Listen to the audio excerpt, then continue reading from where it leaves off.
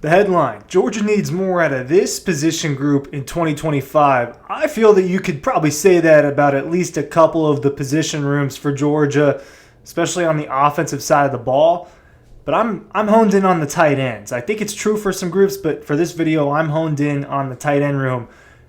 Disappointing, I think, is a pretty good word to describe the output that not just the Georgia offense, but when you start to dive into it and you look at the running backs, you look at the offensive line. Well, let's look at the tight ends. To me, the output was a little bit disappointing, a little bit unexpected. I think Georgia's offense had just a ton of lulls throughout the course of the season, and some things didn't make sense to a lot of us that are not actually inside the program. But the tight end room, in terms of production, in terms of impact, I thought it was pretty minimal. And yes, it's easy to say that when you just had the 3-year Brock Bowers experience in Athens and Darnell Washington was with them, who's now out there just mauling people in the NFL playoffs, right?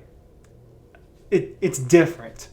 But when you think about a room that Oscar Delp, Lawson Lucky, transfer Benjamin Urasek from Stanford, a couple of younger guys in Jaden Riddell, Colton Heinrich, it's as stacked as always. But here's the production you got out of it.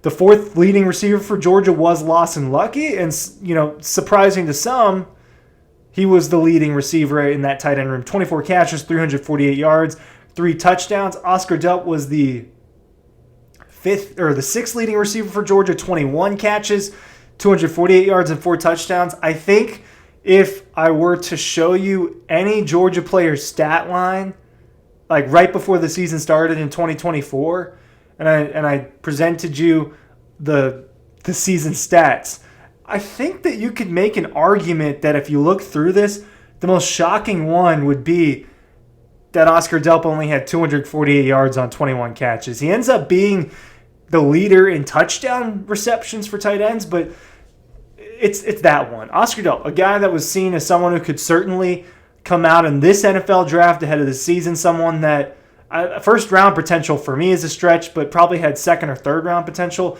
That goes away when there's not the production there, and it wasn't there for Oscar. He's returning to Georgia. I think that's big. I think that anytime that you return a guy that has pro potential, it's certainly a good thing, right? We talked about ETN yesterday. I think that's a loss for Georgia. And I, at the end of the day, I actually kind of think it's a loss for ETN. It's not what this is about. This is about Delp and Lucky and those guys.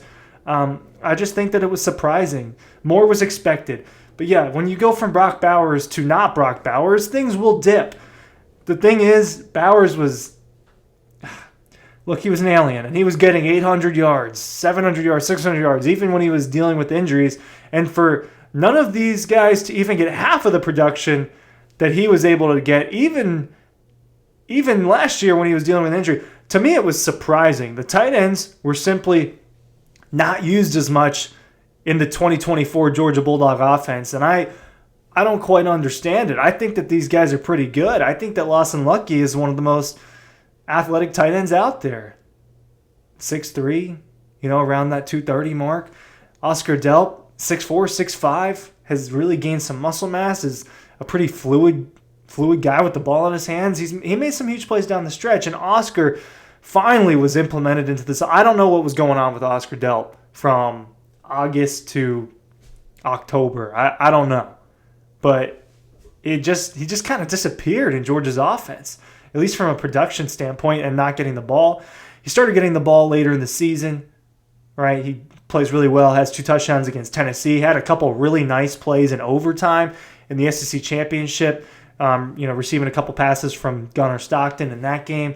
That was huge. Ben Urasek, 15 catches for 185 yards, 0 touchdowns. That's what you got out of transfer Benjamin Urasek. And, Benjamin Urasek was getting heat early on in the season for not being a good blocker, right? So the tight end room underperformed for what it is on paper. And they've got to figure out what they're going to be post Brock Bowers. What is it going to be this coming season? Look, I'm not going to spend however many 100 or whatever, 150, 180, however many days, it's probably more than that, in this offseason telling you this is going to be better. This is going to be better. This is going to be better. Unless I truly believe that, I'm not going to sit here and lie to you about that. I don't necessarily think certain things at this point in the middle of January are going to improve for Georgia in 2025. But I will say I have a hard time seeing the tight end room perform worse, especially if it is Gunnar Stockton. I think they will use the tight ends a little bit more. I just think it'll be a little bit easier for him. To me, he is not as gifted of a passer as Carson Beck, and I think that the offense will look different with Stockton. Prove me wrong, Gunnar. I've been watching for a long time. Prove me wrong. But next year, you'll have fourth year in Delp. You'll have third year in Lawson Lucky. I think that you should watch out for number 23, Jaden Riddell. He was a highly touted tight end prospect in the class. Not this current class, but in that 2024 recruiting class. He's a true freshman that, he got 2 catches for 18 yards in garbage time. You'll see him on the field more, even if it's in kind of the Oscar Delp rule from 2022, where it was the Bowers and Darnell Washington show, and Delp was there to fill in if there was injury, and Delp was there to fill in later on in the games when they were just destroying folks that season. I think that Riddell has an opportunity to be a playmaker. I think that the 2 guys they have coming in, from what I know about them and what I've seen from them, which is minimal, but I have seen them a little bit, and I'll tell you about it. I think that they are loading that room up like usual, and Todd Hartley's doing a really good job. But what Todd Hartley, what Mike Bobo, what Kirby Smart and this Georgia offense need is they need to actually figure it out and use these guys and get the production there. I think that for a few reasons, I think it'll be better this coming season. Ryan Curley from Dawg Post waited a long time to pump the newsletter to introduce myself, but I'm doing it right now. Link is below in the description. Check it out. It takes just a few seconds. It's free. We push out content every day. It's the best way to stay up with what's going on with Georgia if you're just a casual fan, if you like getting in your inbox, in your email address. So just check it out. It's free, and I thank you for looking at it. Ellis Williams is a big-time prospect. South Georgia, Camden County. I went and watched him, actually. It was Black Friday a year ago, so Black Friday 2023. I was sent to watch Mill Creek and Camden County in the playoffs. It was at Mill Creek. Ellis Williams was out there, and to my to my disdain, they were running the triple option. So Ellis Williams was out there as a blocker for the most part.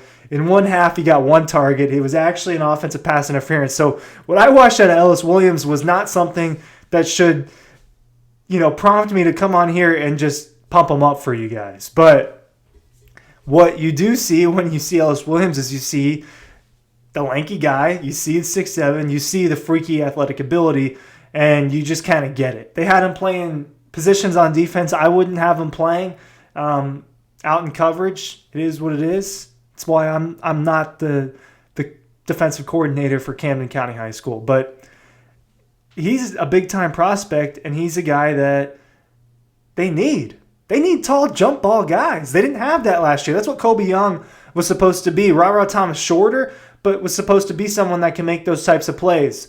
Why will Georgia's offense be different in 2025? Well, on paper, it's different. So what I'm going with right now, since I haven't seen it in spring practice yet, is what I'm working with seeing it on paper. And what I'm seeing is explosion out of Zachariah Branch. What I'm seeing is vertical and jump ball ability out of Noah Thomas. You know that it's going to be Nate Frazier as your primary running back unless something changes. ETN is out. You know it's probably going to be Gunnar Stockton.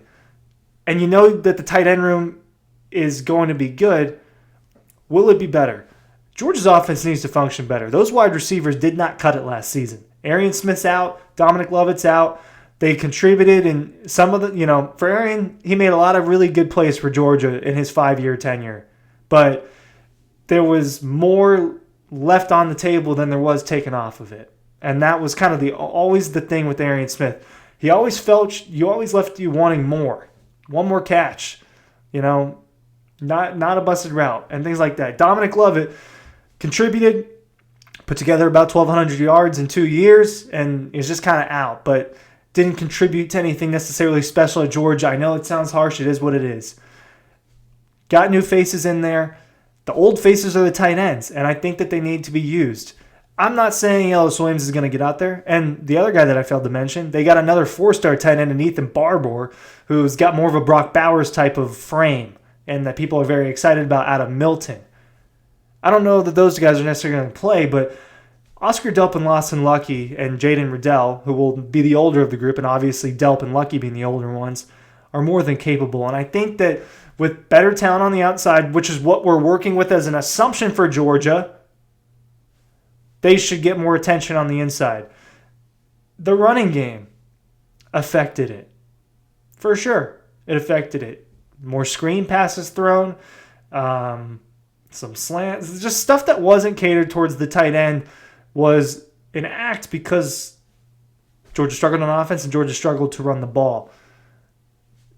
Delp wants to go to the NFL. Lawson Lucky wants to go to the NFL. 300 yards, 200 yards, that's not going to cut it as much. You're not Darnell Washington where you're 6'8", and you're going to be drafted almost solely for your size and athletic ability.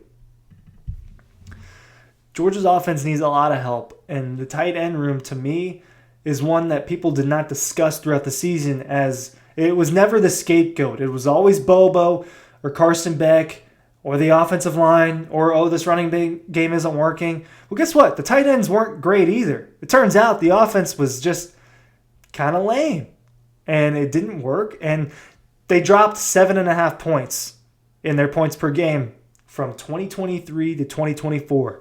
They had gotten to an elite level in terms of points per game for a 3-year stretch. Then that goes and drops and gets closer to 30. It's not good. It's partially on the tight ends. To me, that's a room, you're going to say it, pretty much the entire offensive unit, but honing in on the tight ends, they need to do more. They need to.